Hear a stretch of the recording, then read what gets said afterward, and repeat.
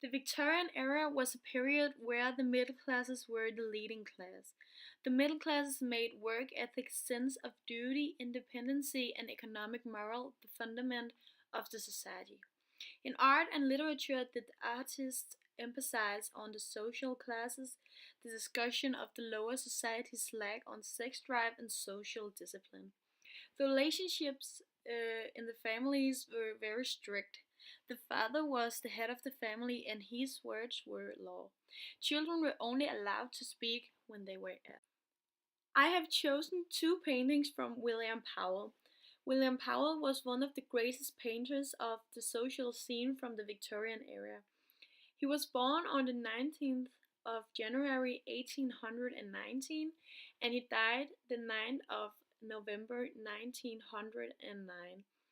His friend David Wilkie and Charles Dickens inspired him to branch out into larger composite pictures. He loved to paint the human form, and many of his larger works and most popular works were inspired by the careful observation of people from different social societies in their everyday situations. The first picture I have chosen is Derby Day. Derby Day was painted in 1858. It shows a horse race on Epsom Downs, which is about 15 miles from London. William Powell painted the different types and classes of people who went to see the horse race. It took him 15 months to complete it, and it's very clear to see where the people belong.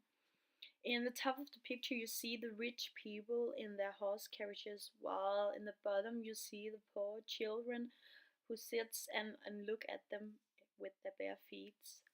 On the left, near the private tent of the Reform Club, rich city gentlemen in top hats surround the table of a thimble rigger who's busy cheating them out of the money. And to the right, one stands with his hands in his empty pockets and shit gaping, having gambled away his pocket watch.